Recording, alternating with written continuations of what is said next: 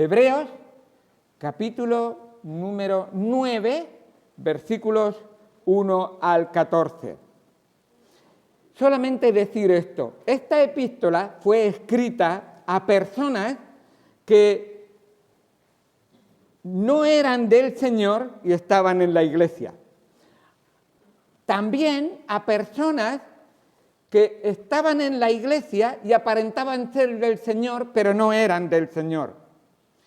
También a personas que eran del Señor, pero estaban realmente viviendo unas vidas como si fueran del mundo. Y también a personas que eran del Señor, que amaban al Señor, pero estaban luchando realmente con vivir esa vida que agradaba al Señor y muchas cosas no las entendían. Especialmente estas personas que habían venido, y este grupo de personas, de una religión. Habían estado practicando una religión y de repente vienen aquí y de repente se encuentran con que, ¿y Cristo? ¿Qué religión es? ¿Qué nueva religión es? ¿Y qué es lo que significa todo esto? Entonces, teniendo eso en cuenta, vamos a ir a Hebreos capítulo 9 y con la introducción vais a ver que todos estos grupos de personas encajaban en uno de estos casos y sigue tratando Hebreos 9 del 1 al 14. Dice así la palabra de Dios. Hebreos 9, 1. Ahora bien, aún el primer pacto tenía ordenanzas de culto y un santuario terrenal, porque el tabernáculo estaba dispuesto así. En la primera parte, llamada el lugar santo, estaba el candelabro, la mesa y los panes de la proposición. Tras el segundo velo estaba la parte del tabernáculo llamada el lugar santísimo, el cual tenía un incensario de oro y el arca del pacto cubierta de oro por todas partes, en la que estaba una urna de oro que contenía el maná, la vara de Aarón que reverdeció y las tablas del pacto, y sobre ella los querubines de gloria que cubrían el propiciatorio, de las cuales cosas no se puede ahora hablar en detalle. Y así dispuestas estas cosas, en la primera parte del tabernáculo entran los sacerdotes continuamente para cumplir los oficios del culto. Pero en la segunda parte, solo el sumo sacerdote una vez al año, no sin sangre, la cual ofrece por sí mismo y por los pecados de ignorancia del pueblo, dando el Espíritu Santo a entender con esto que aún no se había manifestado el camino al lugar santísimo, entre tanto que la primera parte del tabernáculo estuviese en pie, lo cual es símbolo para el tiempo presente, según el cual se presentan ofrendas y sacrificios que no pueden hacer perfecto en cuanto a la conciencia al que practica ese culto, ya que consiste solo de comidas y bebidas de diversas abluciones y ordenanzas acerca de la carne impuestas hasta el tiempo de reformar las cosas. Pero estando ya presente Cristo, como sacerdote de los bienes venideros, por el más amplio y perfecto tabernáculo, no hecho de manos, es decir, no de esta creación, y no por sangre de machos cabríos ni de becerros, sino por su propia sangre, entró una vez para siempre en el lugar santísimo, habiendo ofrecido eterna redención. Porque si la sangre de toros y de machos cabríos y las cenizas de becerra rociadas a los inmundos santifican para la purificación de la carne, cuánto más la sangre de Cristo, el cual mediante el Espíritu Eterno se ofreció a sí mismo sin mancha a Dios, limpiará vuestras conciencias de obras muertas para que sirváis al Dios vivo. Qué bueno es ver la obra que el Señor ha hecho. Habiendo entrado Jesucristo en el lugar santísimo, obtuvo redención eterna. Eterna redención. ¿Qué es la palabra redención? La palabra redención es redimir a una persona o a algo que estaba en una situación de esclavitud o privación de libertad. Así que, en un sentido, cada uno de todos nosotros necesitamos ser redimidos. El que practica el pecado es esclavo del pecado. El que es esclavo del pecado es siervo de Satanás, que es el padre de mentira y el que guía a todo el mundo. Y de alguna manera el mundo está bajo esclavitud. Y el Señor Jesucristo dejó su trono de gloria. Vivió una vida santa y pura, como un cordero que no tiene nada que se le pueda reprochar.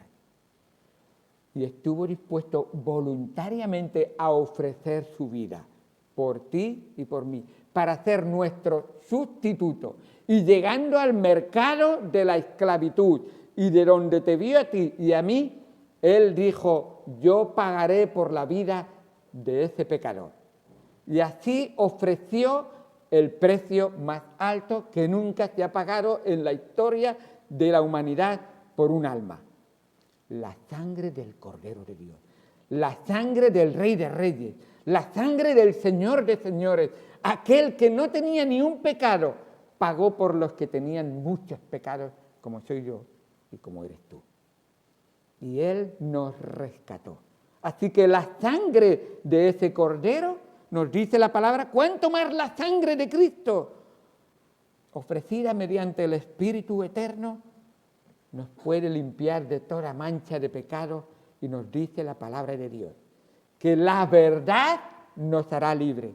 Recuerda que Jesucristo es la verdad. Si recibes a Jesucristo, Él promete limpiarte de tu pecado y hacerte libre de la esclavitud al pecado.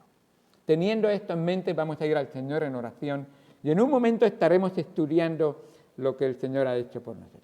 Amado Padre, Dios Santo, gracias por tu misericordia y bondad. Gracias, Señor, porque pedimos que tu Espíritu alumbre nuestro entendimiento. Muéstranos cómo podemos tener una vida abundante como la que tú has venido a traernos, Señor. Obra en cada uno de nosotros, Señor, que sea tu mensaje, no el mensajero, lo que vea cada persona que está aquí. Que sea tu palabra, no las palabras mías, Señor, porque tú eres la verdadera palabra de vida eterna, Señor. Que podamos creer en tu persona, no en una religión ni en una iglesia, porque solo Jesucristo es el único que nos puede dar salvación. Obra poderosamente como solo tú puedes hacerlo en nuestras vidas. En el nombre de Cristo Jesús te damos gracias por todo. Amén. Amén. El autor de Hebreos nos ha dicho que el propósito de esta carta realmente nos ha tratado de decir hasta este capítulo 9 que Jesús es superior a todo y que Jesucristo es el ancla de nuestra alma. Es aquel ancla que puedes echar y estar seguro, pero además esa ancla nos dice la palabra de Dios en Hebreos 6, que es echada dentro del lugar santísimo y ahí tenemos anclada nuestra alma. Cuando hablamos del lugar santísimo estamos hablando de estar en la presencia de Dios, de estar en la Shekinah, esa presencia de Dios real que Dios muestra en su palabra.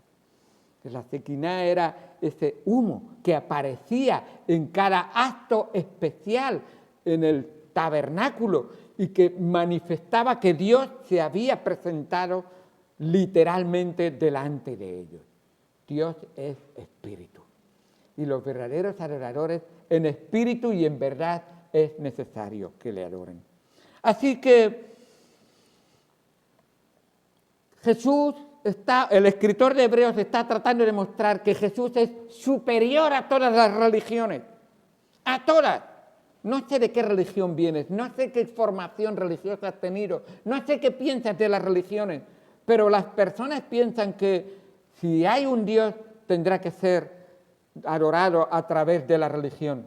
Y Jesús nos dice en su palabra, yo soy por encima de todas las religiones, por encima de todas las iglesias.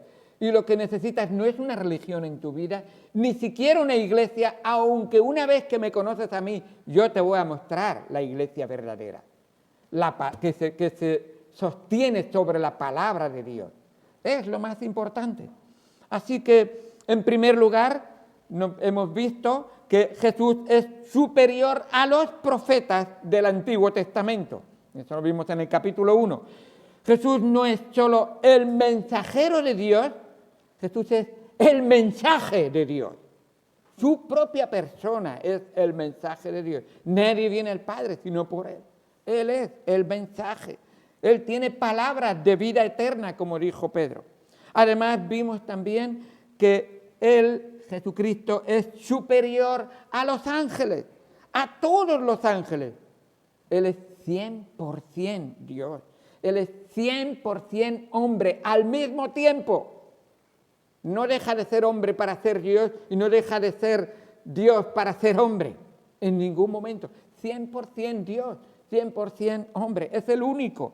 Así que Jesús logró deshacerse de lo que ningún ángel pudo lograr.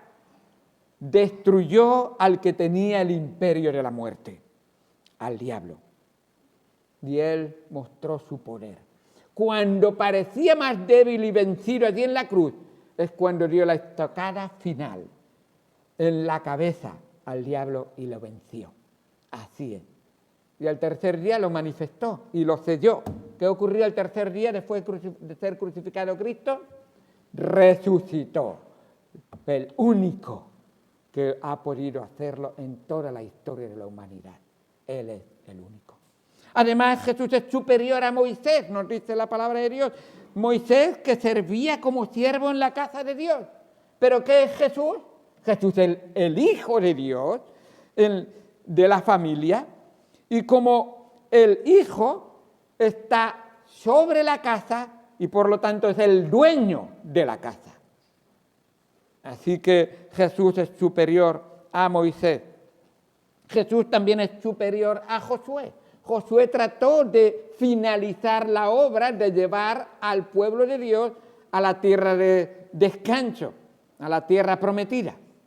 Pero Jesús, los hombres descubrieron que realmente entrar en la tierra prometida no producía el descanso permanente y eterno que Jesús sí que da. El mismo Señor Jesucristo, cuando estaba poniendo sus pies sobre esta tierra, Él dijo: venid a mí todos los que estáis trabajados y cargados, y yo os haré descansar. Así es. Yo os haré descansar. Hay un descanso que toda alma necesita.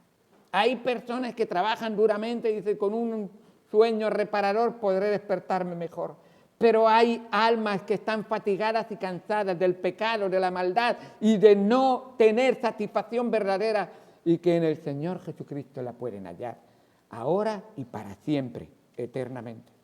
Jesús es superior, vimos también, como sacerdote, es superior como mediador. Él es el gran sumo sacerdote perfecto. Y ya hablamos de esa palabra gran, mega, sumo sacerdote perfecto. Y vimos las perfecciones de ese sacerdote. Unas perfecciones que son únicas, dice el apóstol Pablo a Timoteo, porque hay un solo Dios. Recuerda, hay un solo Dios. ¿No te hace pensar? ¿No te hace temblar? Hay un solo Dios. ¿Eso significa que es el creador de todos? Sí. ¿Eso significa que es el que sostiene todos? Sí. ¿Eso significa el que me ha creado a mí? Sí.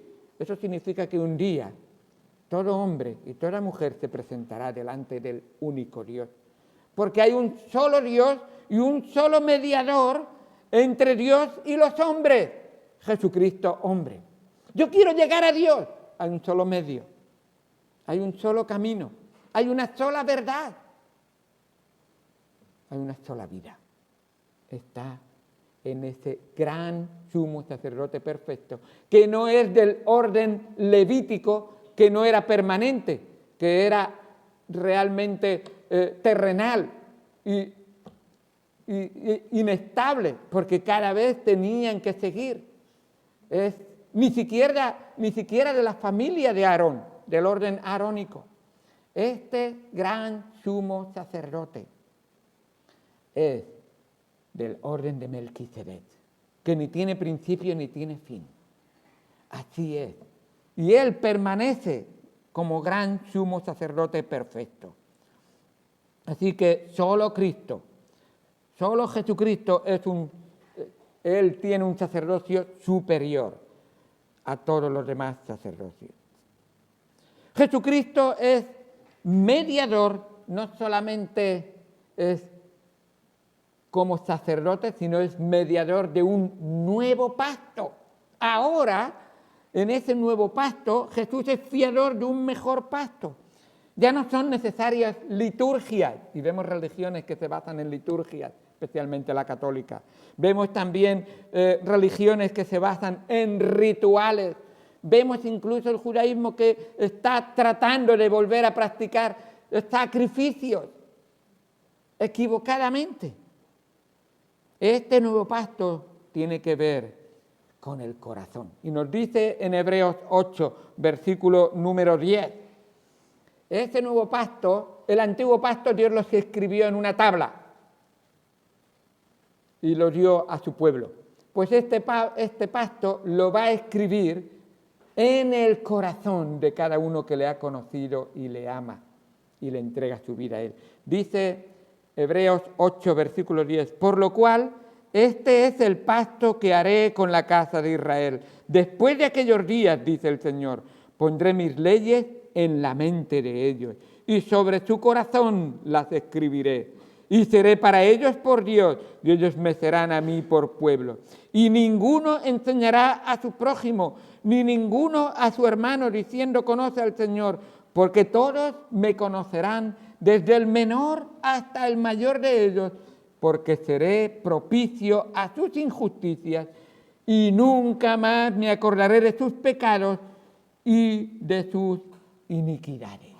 ¡Qué bendición tan grande que en este nuevo pacto el amor de Jesús fue tan grande, manifestado a cada uno de nosotros, que no solamente nos perdona y nos limpia, es que se olvida de tus pecados y nunca más te los presentará en tu cara. Porque cuando Él hace una cosa, la hace de una vez para siempre. Así es. Dios no es hombre para que mienta. Dios cumple siempre todo lo que dice. Gloria a Dios por lo que Él hace por nosotros. Ahora, los que le conocemos como Salvador, le pertenecemos a Él y Él nos guarda para siempre. Esa es una pertenencia única. Él dice, mi Padre que me las dio estas ovejas, me las ha dado para mí y nada ni nadie las puede arrebatar de mi mano. Están seguros en sus manos. Y hoy veremos, y lo que vamos a ver ahora, hoy veremos que vamos a ver un mejor tabernáculo. Traducido en palabras que podamos entenderlo, vamos a ver un lugar mejor de adoración. Ahora nos va a mostrar Jesús que hay un lugar mejor, o el escritor de Hebreos, mejor dicho, que hay un lugar mejor de adoración. Sabemos que las religiones tratan de enseñar que tienes que ir a donde está tu templo, a donde está tu lugar, a tal sitio para poder adorar. Pero ¿qué es lo que nos enseña la palabra de Dios? Antes había en la tierra un lugar donde el pueblo de Dios iba a adorar a Dios. Y tú no podías adorar en cualquier lugar que quisieras. De hecho, uno de los grandes pecados fue cuando Israel se dividió y el sur quedó donde estaba Judá, estaba Jerusalén. Y Jerusalén era el lugar de adoración. Y el gran pecado fue que en esa división de esas 10 tribus del norte, edificaron lugares de adoración para que la gente no fuera a Jerusalén. Y Dios siempre dijo que todos los reyes del norte habían sido malos y perversos porque habían engañado al pueblo para que no fueran al lugar de adoración. Eligieron 2 lugares donde pusieron 2 becerros de oro para que fueran adorados. Parece mentira cómo es el ser humano. Dicen que el burro no tropieza 2 veces en la misma piedra, pero las personas somos peores, tropezamos más de 2 veces en la misma piedra, más de 2 veces. ¿Sabéis cuál fue el pecado que cayeron justo después de que recibieron la ley de Dios? Cuando Moisés bajó del Sinaí, ¿qué estaban adorando aquellos judíos que habían quedado al pie de la montaña y que Aarón había hecho esa figura? ¿Qué figura era? Un becerro de oro. Se encontraban adorando imágenes. A Dios le abomina que tú adores cualquier imagen. En su primer mandamiento dice, no tendrás dioses ajenos delante de mí. No te inclinarás ante ellos ni los honrarás. No te harás imagen de nada de lo que está en el cielo, ni en la tierra, ni en las aguas. No tendrás ninguna imagen. Y el Señor Jesucristo lo aclaró. Dios es espíritu. Y los verdaderos adoradores lo adorarán en espíritu y en verdad. Eso lo aclaró el Señor Jesucristo. Pero en este tiempo, en el antiguo pacto, había un lugar donde había que ir a buscar la presencia de Dios. Y se encontraba en el tabernáculo. Y se encontraba en el templo después del tabernáculo. Y se encontraba en una ciudad santa que se llamaba Jerusalén. Así que tenían que ir allí. La ley especificaba cómo adorar a Dios, dónde adorar a Dios, quién podía adorar a Dios. No podía adorar a Dios cualquiera.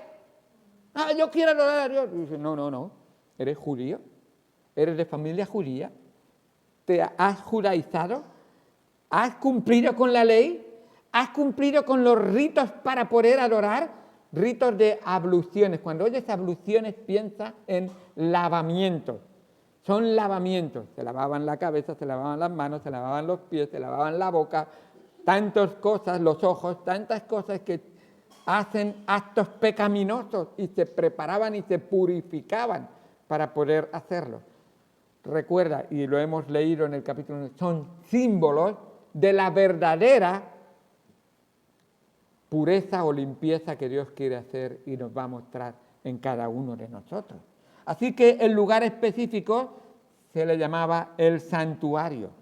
En el día de hoy, pregunto, ¿en el día de hoy hay un lugar específico, un lugar físico de adoración? ¿Hay un templo? ¿Un templo en Jerusalén? No. ¿Dónde adoran los judíos? No tienen. Están esperando que les dejen la oportunidad a quitar el domo, la cúpula, y piensan que ahí volverán a edificar otra vez. Pero, judíos, ¿por qué sois ciegos, guías de ciegos? Abrir los ojos y ver la luz de la palabra de Dios, porque el Padre ha enviado al Hijo para mostraros que la verdadera adoración no es seguir con los ritos. Eso ya ha sido cumplido.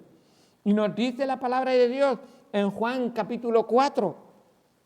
El Señor Jesucristo, hablando con la mujer samaritana, al estar hablando con ella le dice, nuestros padres adoraron en este monte y luego los judíos dicen que se deben de adorar en otro sitio.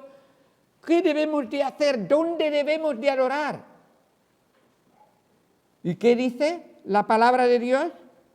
Nos dice la palabra de Dios en Juan 4:23. Y él dice, la hora viene y ahora es cuando los verdaderos adoradores adorarán al Padre en espíritu y en verdad. Juan 4:24. Mauricio, da un tirón por favor a la cuerda aquí para encender este ventilador. Y así podremos respirar un poquito más. Muy bien, gracias, muy bien. La hora viene y ahora es cuando los verdaderos adoradores adorarán al Espíritu, al Padre en espíritu y en verdad, porque también el Padre, tales adoradores, busca que le adoren. Así que el Señor Jesucristo está diciendo que para adorar a Dios tienes que adorarlo en espíritu y en verdad. Y eso no es una dirección de una calle. A propósito, por si alguno pensaba, voy a la calle espíritu y en el número de verdad. No. Esa es la realidad espiritual que Jesús dice que nosotros debemos de adorarle a Él. En el Antiguo Testamento había un lugar físico donde todo se hacía según Levítico indicaba. De ahí era el lugar de adoración donde se manifestaba esa Sequiná, como he dicho Dios, ese humo de la presencia de Dios se aparecía en ese momento. Así que el autor de Hebreos compara estos santuarios, el físico y el que no es físico.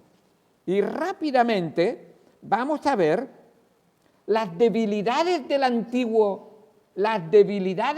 antiguo santuario y vamos a ver también, por supuesto, la superioridad del nuevo santuario. La primera cosa es que el antiguo santuario era terrenal.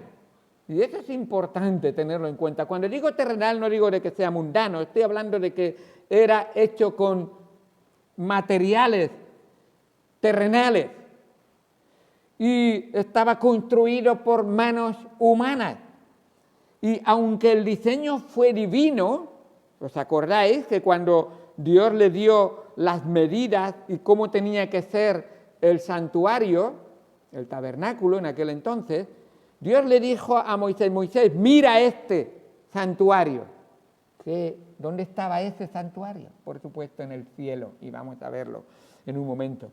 Mira este santuario y reprodúcelo igual para hacerlo en la tierra.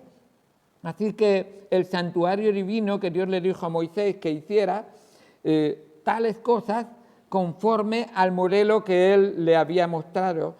Dios le dio las dimensiones, le dijo también las personas que tenían que hacerlo y además también las personas que debían de trabajar y servir en ese santuario terrenal.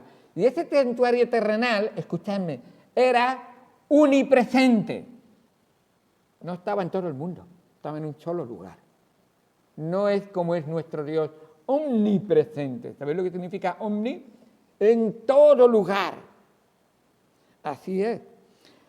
En segundo lugar, otra debilidad de ese santuario, de ese antiguo santuario, es que era solo un reflejo de algo superior.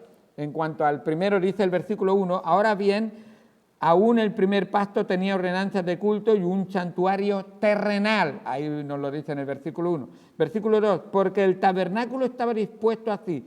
En la primera parte, llamada el lugar santo, estaba el candelabro, la mesa y los panes de la propiciación. Tras el segundo velo estaba la parte del tabernáculo llamada lugar santísimo, el cual tenía un incensario de oro y el arca del pacto cubierta de oro por todas partes, en las que estaba una urna de oro que contenía el maná, esa comida que Dios le dio durante 40 años al pueblo de Israel cuando estaba en el desierto, y también tenía la vara de Aarón que reverdeció, esa vara que mostraba que había vida en el Señor, y las tablas del pacto, donde estaban los 10 mandamientos. A propósito, esa arca simbolizaba la presencia de Dios, y esa arca se guardaba no en el atrio, no en el lugar santo, en el lugar santísimo. A ese lugar santísimo no entraba ninguna persona del mundo, no entraba en ese lugar santísimo ningún judío, no entraba en ese lugar santísimo ninguno de la tribu de Leví, ninguno de la familia de Aarón. El único que entraba era el sumo sacerdote, y una vez al año, nada más, una vez al año podía entrar. Así que vemos realmente que en ese lugar santísimo se presentaba estaba el arca que simbolizaba la presencia de Dios. En una ocasión, los filisteos, en una guerra con los judíos, cogieron el arca de Jehová y la llevaron consigo y la pusieron dentro de su templo. Nos dice la palabra de Dios que los sacerdotes judíos y filisteos y muchos filisteos abrieron el arca de Jehová y hubo una gran mortandad. Nadie puede presentarse en la presencia de Dios así como a él le dé la gana. Nadie. Así es. Además, en tercer lugar, en ese lugar santísimo era inaccesible para la gente. Solo entraba el sumo sacerdote. Dice el versículo número 6, y así dispuestas estas cosas, en la primera parte del tabernáculo entran los sacerdotes continuamente para cumplir los oficios de culto. Pero en la segunda parte, solo el sumo sacerdote una vez al año, no sin sangre, la cual ofrece por sí mismo y por los pecados de ignorancia. Escuchar, hermanos, entrar en la presencia de Dios no es una cosa corriente o común. Entrar en la presencia de Dios simbolizaba algo muy serio. Y lo que más necesita nuestra alma es entrar en la presencia de Dios. Cuando el sumo sacerdote entraba en la presencia de Dios una vez al año ofreciendo sangre de un cordero que había sido ofrecida primero por él mismo y después por el pueblo, entrando con esa sangre en sus manos, llevaba una túnica que llevaba campanillas. Cuando él entraba en ese velo que tenía el espesor de 10 centímetros, telas unas sobre otras tejidas muy gruesas, y él entraba ahí, las campanillas se iban vibrando. Pero además, al sumo sacerdote se le ataba una cuerda a su tobillo y quedaban fuera los sacerdotes vigilando, porque nadie más podía ir a entrar. Y de repente se escuchaba un ruido de muchas campanillas caer al suelo. Y ya no se volvía a escuchar nada más. Susto tremendo. Este sumo sacerdote ha entrado indignamente en la presencia de Dios. Y habían sumos sacerdotes, según la tradición judía, que morían y tenían que ser sacados con la cuerda del lugar santísimo. Nadie se presentará indignamente delante de Dios. Nadie pensará que Dios es alguien para jugar y que es un viejito que nos puede aceptar como nos dé a nosotros la gana. Ninguno que no esté limpio de pecado.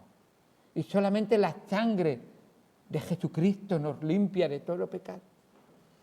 Así que realmente, cuando ellos hacían todo esto, temblaban y sentían la presencia de Dios.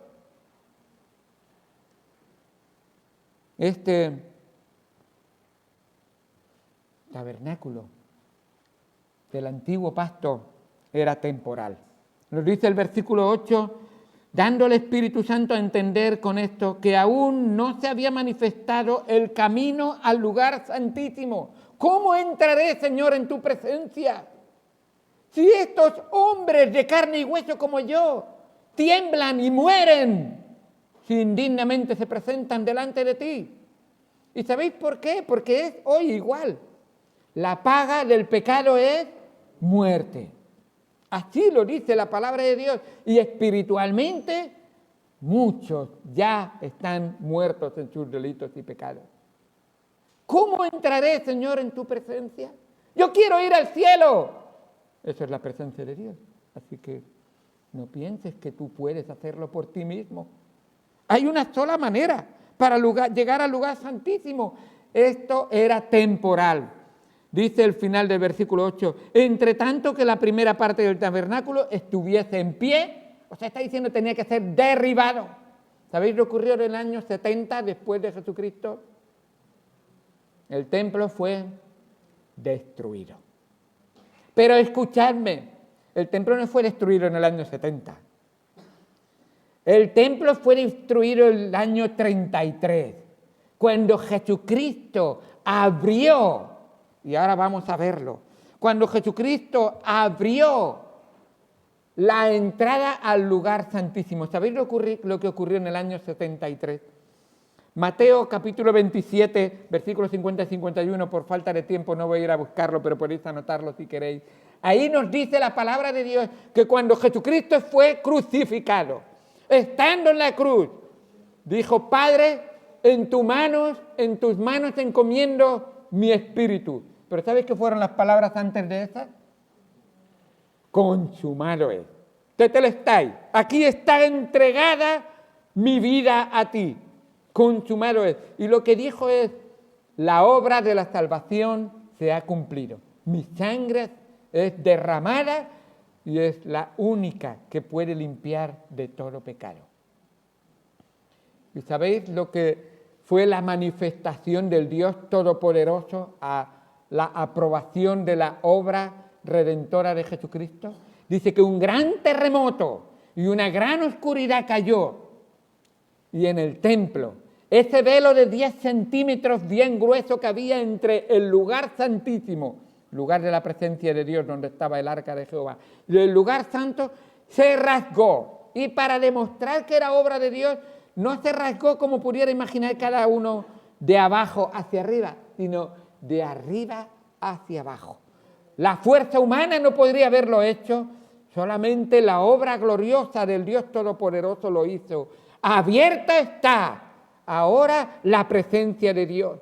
Y ahora podemos acercarnos a Él. Por falta de tiempo voy a saltar en cuanto a esas cosas positivas y las voy a resumir todas en Hebreos 4:16. Hebreos 4:16. Mirad conmigo, por favor. Si solamente esto escuchas de todo lo que he dicho hasta ahora y esto se te queda, habrás entendido la verdadera razón de cómo puedo venir a la presencia de Dios. Dice Hebreos 4:16, acerquémonos pues confiadamente al trono de la gracia. Este lugar santísimo lo representaba, el cielo lo representa, al trono de la gracia, para alcanzar misericordia y hallar gracia para el oportuno socorro. ¡Socorro, Señor! ¡Estoy muerto! Mis pecados me mandan al infierno. Pero ahora, Señor, tú me auxilias, tú me limpias, tú me perdonas y me dices: ahora yo soy el camino para venir al lugar santísimo, yo soy la verdad que tú necesitas. Hay mucha mentira y muchos estamos engañados y muchos pensamos: la religión no me va a convencer. Pero recuerda, Hebreos 10:27, está establecido para los hombres que mueran una sola vez y después de esto el juicio. Ante el juicio, ese hombre que temblaba por entrar en la presencia de Dios, temblará. Porque dice la palabra de Dios que toda boca le confesará. El que dice: yo no creo en ti, le confesará en el cielo. Y dirá: sí, Señor, tú tenías toda la razón, tú eres Dios sobre todas las cosas. Y toda rodilla se doblará. ¿De pie? No, de rodillas, por supuesto. Él es el Todopoderoso. ¿Sabes quién eres tú? ¿Sabes quién soy yo? El todo débil, el todo insignificante, pero el Todopoderoso ha querido amarte, ha querido mostrarte misericordia, ha querido que tú recibas sus bendiciones. Cuando merecemos castigo, Él nos da perdón. Cuando merecemos ser echados fuera, Él nos recibe. Cuando merecemos ninguna bendición, sin embargo, Él nos dice: ven y te doy salvación. El impuro puede ser limpiado por la sangre de Cristo. No por obras humanas, no por rito de hombre ni de mujer, ni de sacerdote, ni en un lugar específico, solamente Jesucristo. Porque dice la palabra de Dios que no hay otro nombre bajo el cielo dado a los hombres en que podamos ser salvos. ¿Has creído en Él? ¿Has confiado en el Señor Jesucristo? Qué bendición tan grande tenemos aquellos que hemos creído y confiado en Él. Recuerda, 2 santuarios, uno terrenal que no salva, que solamente es cumplir con un rito, con una religión, con unos actos, y sin embargo, uno celestial, que es real, que es en Jesucristo. Él lo ha hecho todo por nosotros.